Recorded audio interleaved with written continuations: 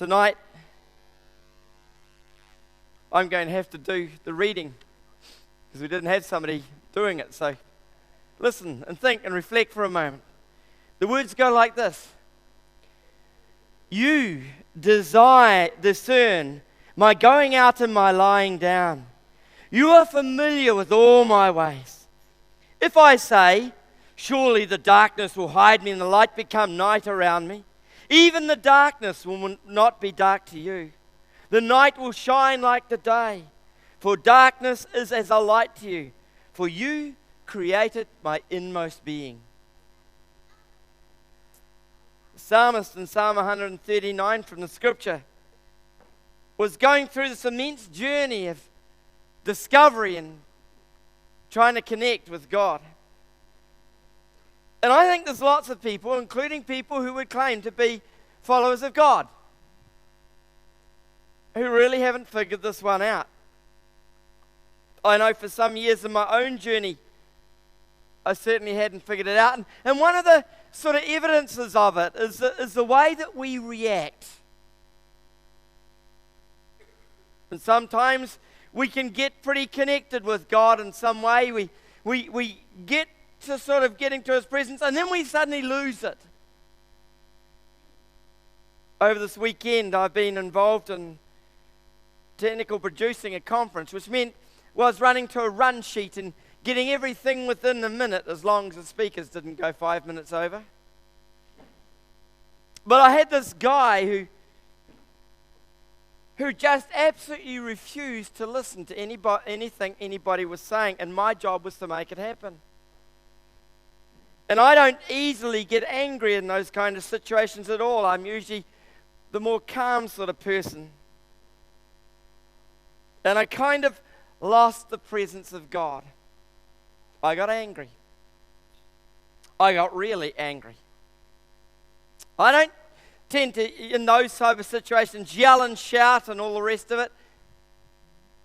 When I get really angry, if I'm only upset, I might use my voice loud, but if I'm really angry, I go deadly, quietly, determinedly destructive. And I knew if I spoke right then, I was going to damage somebody. I had to make a decision, and fortunately I walked away. The friend John, one of the guys who's committed to running this conference, saw me walking up the passage, and I guess he figured there was something going on different in my head, and he said to me, "You okay, Gary?" He's never asked that question to me before in all the years I've known him. I said, "No." He said, "Why's that?" I said, "I feel like I want to kill somebody." He knew who. And right then and right at that moment, I was walking up thinking, oh man, I mean, I'm preaching on practicing the presence of God Sunday. This is Saturday. No, actually, it was Friday when it happened.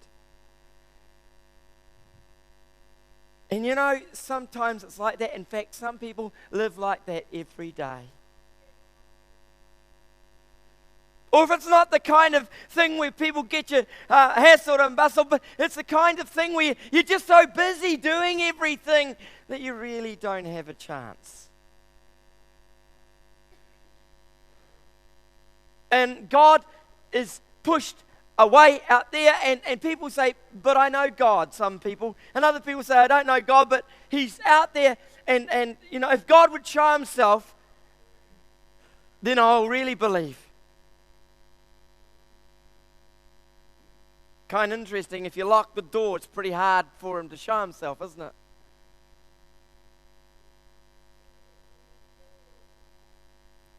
Our offices upstairs have a doorbell, and for some temperamental reason it doesn't work, and people stand there pushing and hoping that they've been heard. And it just doesn't sometimes, and sometimes it does, and I don't know why, but it does it that way. And it's kind of like a picture for me, you know, I would love to have those people come in and join me and be with me, but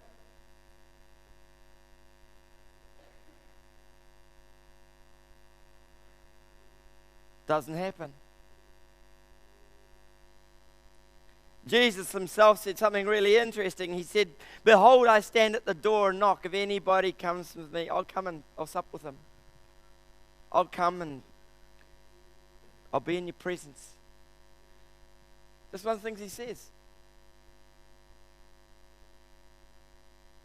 But let's be really honest. Most of us don't connect that well. In fact, some of the people who connect the least are some of the people that you would expect should be connecting the most.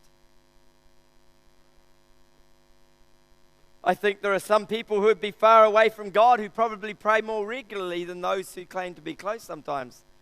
Well, their life is such a mess, they've got to pray just to try and hope they'll get through the next day. But I think there's a lot more to it than just that. In fact, a hang of a lot more. Let's think for a moment. I want us to reflect on what has been said to be the presence of God, because I think we need to understand that before we can actually really practice the presence of God.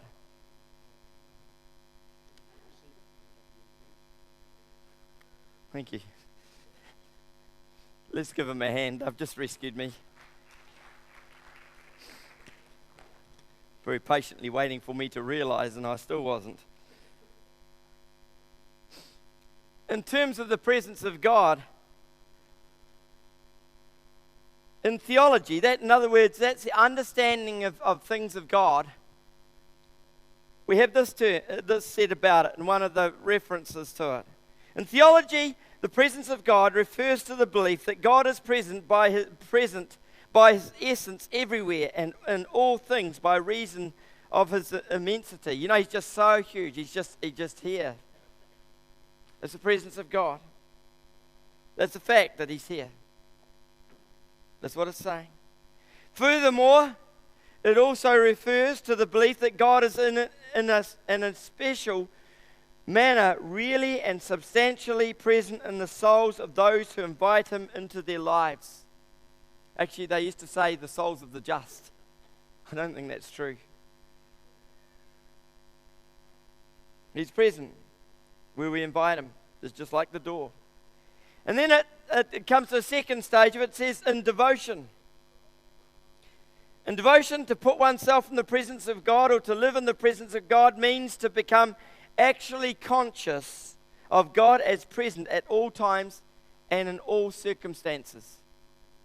At all times and in all circumstances. So let's have a look at it. See, ways I'd like to look at that we cannot get his presence. The first one I'd like to touch on is slackness. If we're going to be slack, well, it's never going to happen. God is not going to come down and go, "I'm going to invade your space whether you like it or not," because he's just not like that. He's here, present, and it's really our choice. It's our decision. You know what it's like when we were younger and we first got married. Mums often find it hard to let go their daughters, and dads too sometimes. Pauline's mum and dad would come around to visit us, and we hadn't planned on them being there, and didn't let them in one occasion. It sounds rude, but it wasn't really. In my family, you don't go to somebody's place unless you're invited to be there. And my father resented anybody turning up unless they made sure that they were welcome before they came. That's the way my family was. But you see, the passion and the heart of Pauline's mum was really right. She just wanted to connect with the daughter. She wanted to connect with me too. And it's like that with us, you know. I think God's really wanting to connect with us. And he comes and visits us, but we keep the door shut. We just get slack. We're going to cool out and do our own thing, and maybe look at television programs we shouldn't be looking at, doing things we shouldn't be doing, whatever it is, slackness. Second one is legalism. Some think that the presence of God can only be had if you do this and this and this and this and this, and then you'll get the presence of God. I want to tell you that's not true. One of the old ones that used to be taught in Sunday school when I was a child was the whole subject of the Ten Commandments. If you obey the Ten Commandments, then the presence of God will be able to be there. I want to tell you something really good. You'll never obey the Ten Commandments if that's your motive. If it's not out of love for God, then you're never going to do it. So you don't get close to God because you're doing the right things. You can get close to God because God has already done the right thing and invited us to be there. That's really what it comes down to. Then the third one I want to touch on is the whole subject of intellectual pursuit. Some people think if I read the Bible, and I've heard numbers of people over the years say, I read the Bible and never discovered God. Actually, I want to tell you something. It's really interesting. Having been a reasonable expert on the repair of vehicles and other equipment, reading the manual is not going to enable you to do the job. It might help if you put what the manual says into practice. But just reading it's not going to make any difference. So reading the Bible is not going to really make any difference unless you have intention about actually fixing what needs to be fixed, changing what needs to be changed. So intellectual pursuit won't do anything. Reading books all about God won't change a thing. And getting to the presence of God. The next one is by force. There's some people who, according to Jesus, will try and take the kingdom by force. They try and be there. You're not going to force your way in. I know people who have turned up, and we've had it happen here over the years. People turn up at church and think, well, I'm going to be a man of God or a woman of God, and they come in with their own ideas. You see, they really haven't read the manual. And a reminder of that was when Pauline and I, years ago, we were headed up to Auckland to go to the mission we were working with, and we're traveling in our old blue. It was painted deep aqua blue, with these blue swirly aqua colours, different aqua blues and white in the curtains, and we had furniture and a bed in the van, and off we went. We came to this place called Hosanna Bay, up in the Thames, in the Coromandel, up near Thames. And we arrived there, and one of the things that happened when we got there is all the people decided they didn't like us because we were hippies. Now, admittedly, I had a long beard, and my hair was reasonably long, and Pauline does wear purple and pink and things like that, and I don't know what made them decide it totally, but they decided we were hippies. It's quite clear. We were not in the in crowd. And it became really obvious when one of the guys had some trouble with his boat. So there's a whole group of the men who were obviously regulars at Hosanna Bay camp, who were standing around the back of this boat, all looking as one guy was seeking to pull it apart and repair it. It was very clear, two things to me when I went and tried to observe. And as I tried to look in, it was very clear I wasn't welcome. A couple of guys saw me looking in, and they closed ranks, closed the gap. They didn't want a hippie looking at what they were doing. So I sort of offered some tools, thought I could do that. So I had a full toolkit with me, you see, and didn't want my tools either. So they told me. So in the end, a little discouraged, I walked away as I saw this man butchering this very expensive boat, this very expensive motor, and he was butchering it, I tell you. The bolts no longer had hexagon heads. I walked away, but after about an hour and 3/4, I could stand it no longer. I went back and I sat with Pauline and I said, those guys are butchering that poor guy's boat. And he's standing there and he doesn't know a thing. He was obviously a very wealthy man who had not a clue about mechanical things. So I grabbed my toolkit out of sheer determination and I walked over there and said, for goodness sake, get out of the way and stop butchering this boat and let me have a decent look at it. I'm a guy with the skills and the tools. Now let me have a look at it. A guy that owned the boat kind of looked almost relieved, and I got in and pulled the thing apart pretty quickly. Had tools that could even cope with rounded bolts. Diagnosed the fault and told him he could still use his boat. The alarm would go off a little bit, but the impeller was spinning and the water pump on the shaft. The rubber had come detached from the shaft. And so I slapped it back together for him with some glue that I happened to have with me. And we went out in his boat for a ride because he wanted us to come in his boat. Interesting thought, though, in the middle of all that, is that I was excluded by the majority until I had to invade their privacy by full blunt force. And God will sometimes do that, but he generally doesn't. You see, he's got the toolkit, he's got the know-how, and we sometimes just ignore him. We can't take him by force. And then the last one, and this one really bothers me because I don't come from a Christian heritage, a Christian family. I come from a very pagan family. The second-hand deal. Some people think because their parents or their husband or wife or somebody in their family, maybe even a grandmother's a Christian, therefore they can live off her faith or his faith or their faith. Mum and dad's faith perhaps, or even in some rare occasions, the children's faith. That's sometimes what happens. But that's not possible to get into the presence of God. You see, if you start looking at the presence of God and you read the Bible seriously, these are some of the things you'll see. The presence of God changes your perceptions about how to live.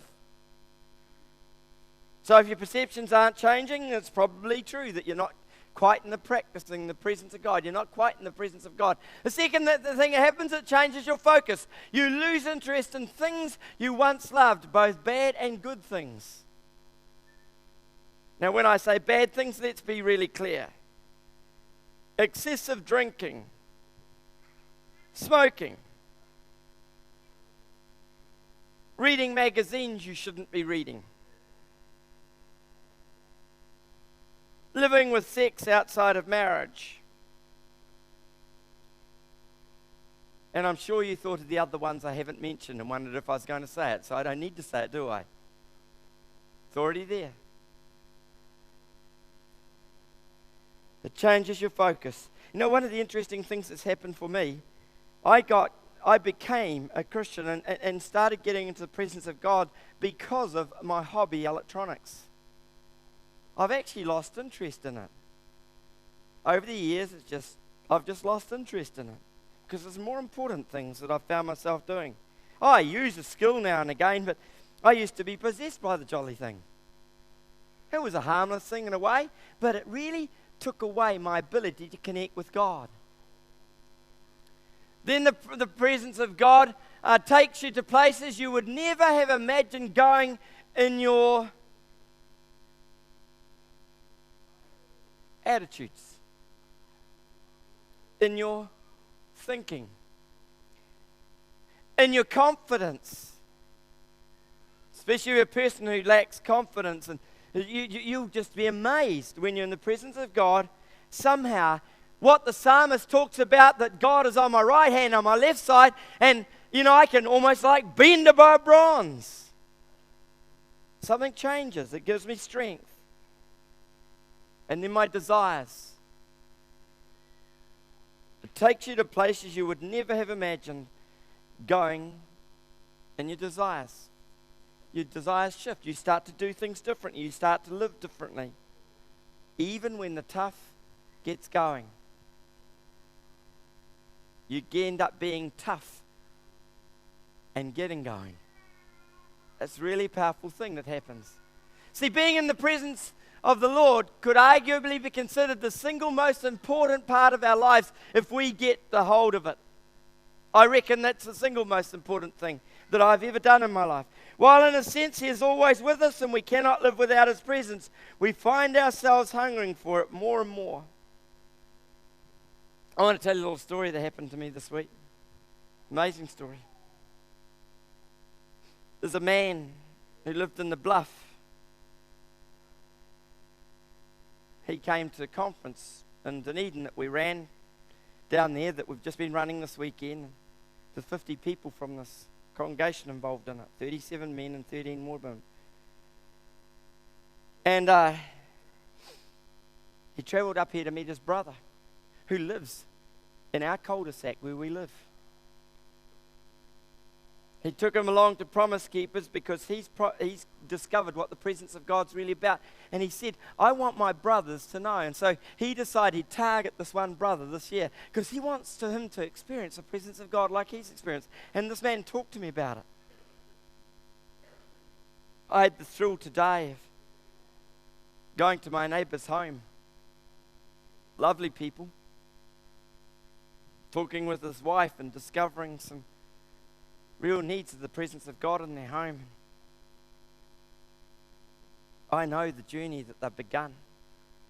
And I was able to, with confidence, sit there and say, this is the best thing you could ever have done in your life. Because that's the nature of the presence of God. There's no question about it.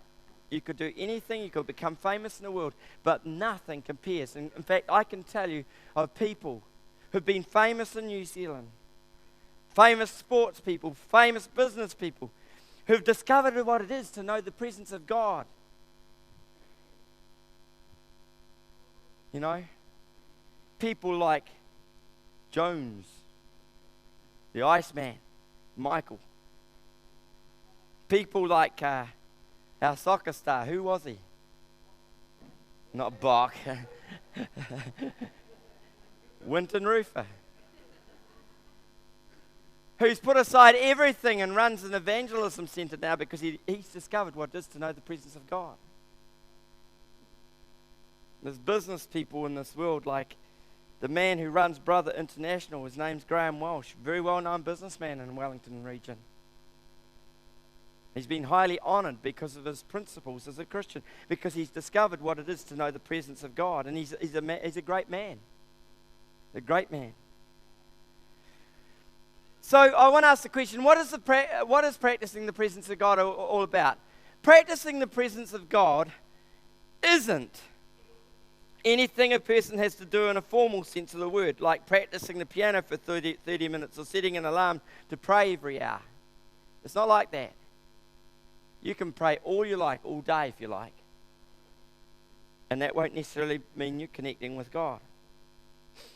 I want to say this. It's simply living every day with the supreme knowledge that even among the grease pots and pans and piles of dirty laundry, He's always with us. And one of the things that inspired us to do this subject was a man years ago who lived in the 1700s and who used to work in a kitchen in a monastery. And people used to go to him because the presence of God was so powerfully evident in his life that people were curious and they wanted. And some of the most significant people in society at the time used to write letters to Brother Lawrence. There's a little book called The Practice of the Presence of God. Unfortunately, it's disappeared off my shelves.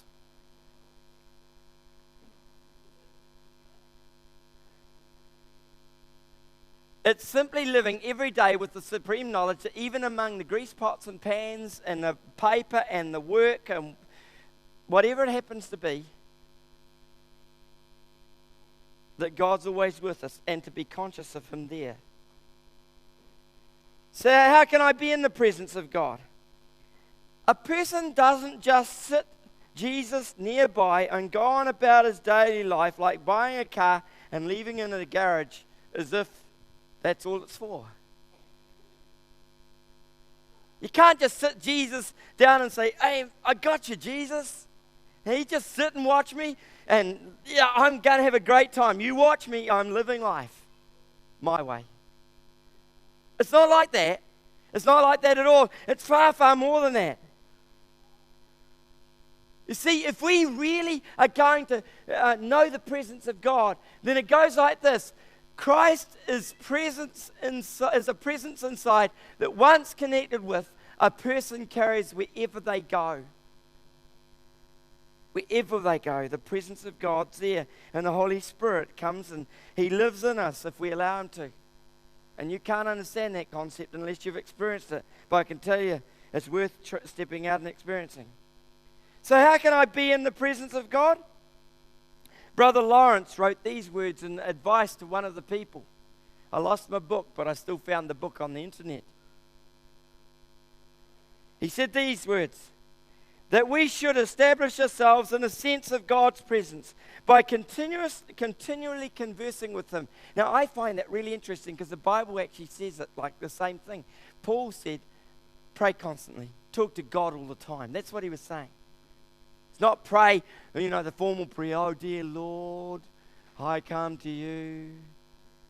Or, our Father which art in heaven, hallowed be your name, thy kingdom come, thy will be done on earth as in heaven. And you get out the other end and think, what did I just say?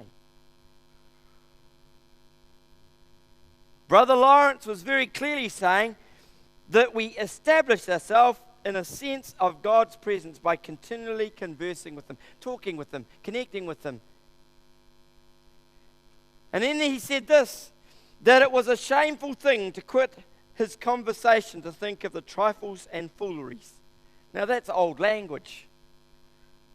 To think of things that really aren't important. That's what he's saying.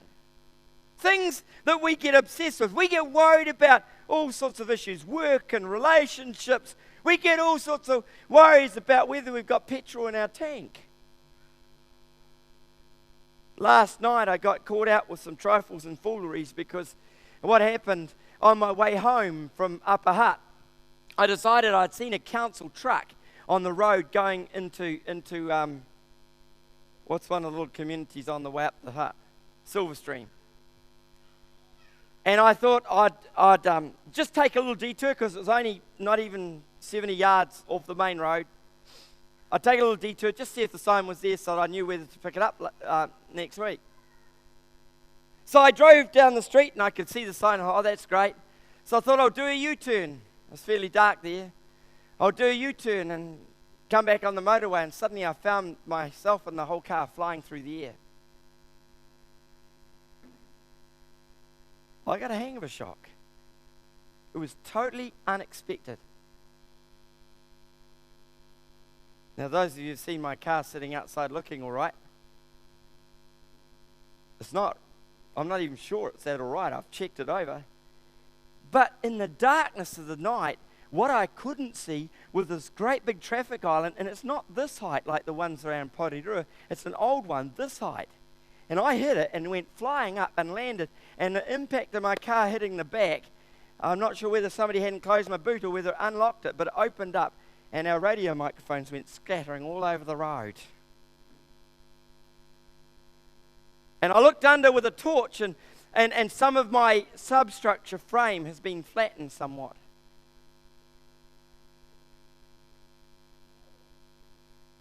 I kind of lost the presence of God for a moment. I was shaken. I was feeling good up there. I was on a high. We've been with God all weekend, and that's all we're doing all weekend. And suddenly I'm flying through the air. Surprises do catch us out, don't they? And I started thinking of foolish trifles. I was more worried about these microphones than I was about my connection with God. Wasn't that stupid?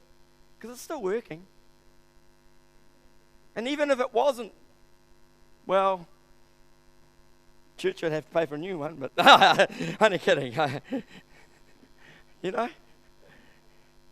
You see, we get concerned about things and we let them drive us and control us. I went home a little bit shaken for a while, and it took me a while. It wasn't until I got round Porirua Inlet I started calming down in the beautiful sea, and I always love going around there because I see God's creation. I get connected with God right at that moment, just around there. I like to go that way because of that reason. See, we think about things that just don't even matter. We spend too much time worrying about what food we're going to cook, what we're going to do, how good we're going to get along with somebody at work on Monday, or what, it's all sorts of stupid fooleries that are not necessary. If we were in the presence of God, all those things wouldn't matter anymore. Things would change. They would change dramatically. It's understood in terms of a connection. The presence of God is. How precious to me are your thoughts, God, said the psalmist. How precious to me are your thoughts, O God. How vast is the sum of them. Were I to count them, they would outnumber the grains of sand. When I am awake, I am still with you. It's amazing that God is such powerful presence that we see him like that. So I want to just move quickly through some things of his presence. I want to talk, first of all, about his presence and his power. Although God is always with us, it is obvious that there are times when his presence is with us in greater measure and we experience God's intimate presence in a greater capacity. The manifest presence of God is what brings power. It is what changes lives and reveals the glory of God. When we get really, really close, like over the weekend, the whole bunch of guys, and we're really, really close to God. And for those of you visitors here tonight, you may have had little touches of this. But you know what happened for a whole bunch of people here? 50 people from this congregation at the conference over the weekend. This place this morning was electric, and I can attribute it directly to not only those people, other people perhaps that have been in the presence of God, but those people came here because they were saying, wow, I want to go all out for God. I want God to be present. I want God to be in my life every day like I've had all weekend. And over the next week, for some of you, it's going to possibly die. That's crazy. It's crazy. But it is understandable, you know. When I was younger, the girls used to love ice cream. They still do quite like ice cream, but I would always be feeding them hokey pokey or boysenberry ice cream. Guess what they don't like so much anymore?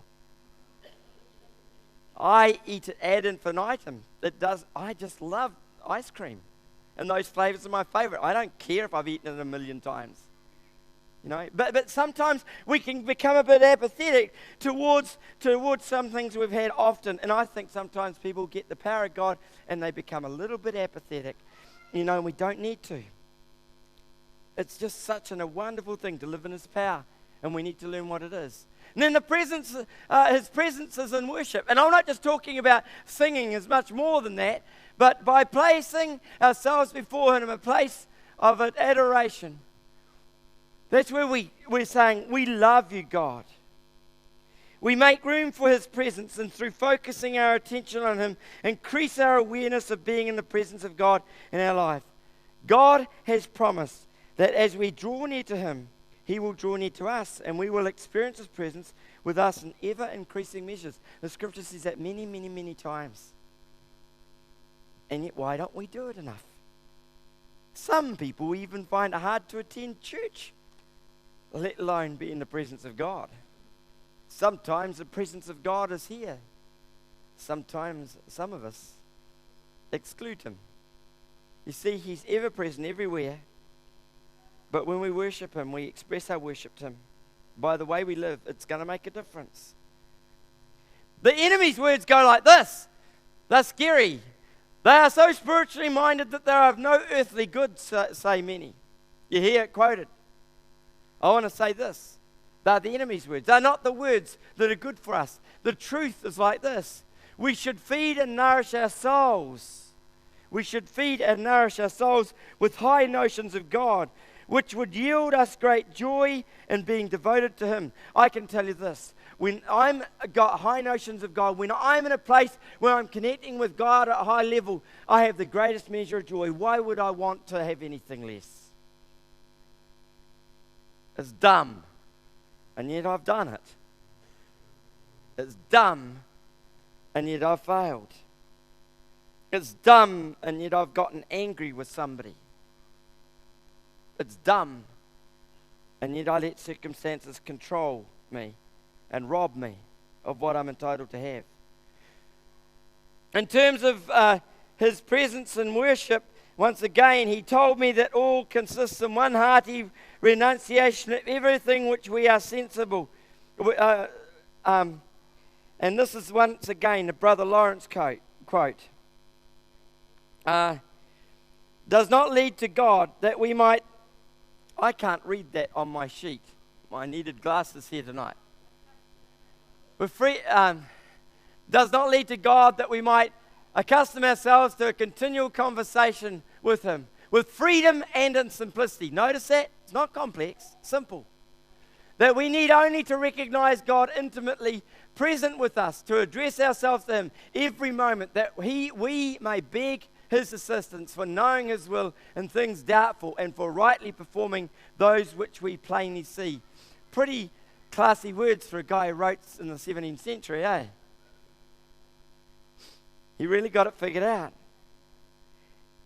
Renunciation of everything which we are sensible does not lead to God. I'll have to untangle that for you because it's language that we're not used to. We need to say no to things that are going to stop us getting close to God. That's all it's saying. A renunciation means saying, I won't have anything to do with that. I won't have anything to do with that attitude, that hurt, that pain, that habit. Whatever the thing is, I'm not going to have anything to do with it now, so I can be in a confident place with God and I can live in freedom. That's a great way to live. His presence without man's motive. That the most excellent method he had found of going to God was that of doing our common business without any view of pleasing man. We find references in the book of Galatians, the book of Ephesians that talk about this. As far as we are capable, purely for the love of God. In other words, when you go to work, you make that a service to God, because that's what God says to do. If you make it a service to God, you'll enjoy it more, even when it's hard. And I know in my work, before I became a pastor, in the secular work, there was a period with one company that let me down badly, but I could still go there and enjoy work each day and make a decision to move on, because I figured I was actually serving God. Because the more money I made, the more money I could give to God, hey? Isn't that good? And it's even that's a service to God. But even serving my boss is a service to God, because my right attitude, the way I act, the attitude I have is going to make a difference to the people I work with. And then I want to just touch two last things. Oops. His presence in giving all. Brother Lawrence says it like this: this made me resolve to give the all for the all. So that after having given myself wholly to God, to make all the satisfaction I could for my sins, in other words, he'd put things right with God, I renounced for the love of him everything that was not him, not he, and began to live as if there was none but he and I in the world. That is the secret, deep, deep down. Because if it's me and him, then I don't have to worry about anything that happens around me. It's a very powerful statement. And then, last of all, his presence in thinking to please him. He said these words, Brother Lawrence, and I want to finish with one of his quotes. The last two quotes are his. Ever since that time I walk before God simply in faith, with humility and with love, and I apply myself diligently to do nothing and think nothing which may displease him. I hope that when I have done what I can, he will do with me what he pleases. And of course he says, if we live like that, he's going to say, well done, good and faithful servant, welcome into my kingdom. Because we're already in his presence, and therefore we're welcome to be part of his kingdom. Isn't that amazing? We're welcome to be part of his kingdom. So I want to say this. I want to recommend that you live in his presence every day. And if you already claim to be a Christian, don't just think it's automatic. Don't think that reading your Bible every day is going to make it happen. Because most people who read their Bible every day actually read it so fast they don't even think about what they've read. They're just doing a duty. That's not getting in the presence of God. The amount of reading is not going to change you. The amount of connection with God will. You see, marrying my wife didn't make a great relationship. Marrying her didn't make a difference. Loving her did. And even through the hard things and the things when we got angry with each other and we had to work through some stuff, loving my wife for 32 years now, almost 33, is just a wonderful, lovely, great experience. Loving God is even more powerful and more wonderful and even greater. And by the way, in case you think she's intimidated by that, she's not. She thinks loving God's better than loving me too. Well, I can understand that sometimes. You see, live in His presence. You see, it is the only way and the real way to live. Let's talk to God.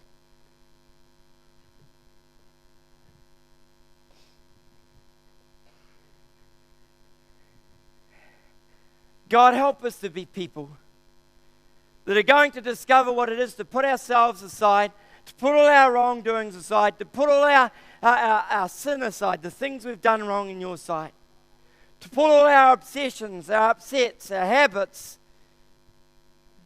and even some of the good things that we've had that might be good to get rid of sometimes. Help us to be so focused on you, that you are all in all, as Brother Lawrence said. That you are everything to us. Because when we live like that, we're going to see your power manifest. We're going to see it evident. We're going to see great things like we saw happen this morning. That's just awesome. And we're grateful for those that were here this morning for the wonderful, wonderful things you did. And we'd love to see everybody in this community know the power of what you have been doing. So help us, we pray. Forgive us for blocking you, for allowing things to get between you and us. Help us to be released from those things, so it will be in your presence in such a way that nothing will control, upset, limit, or inhibit us in any way. In Jesus' name. And they all said, the Lord bless you. Hey, I think you ought to show big appreciation because some people that have gone the real extra mile today because they've been working hard at PK and they've been on the dance stage and singing and doing all sorts of other things all ready for this weekend. And I just think they need an extra clap tonight for the extra things they did.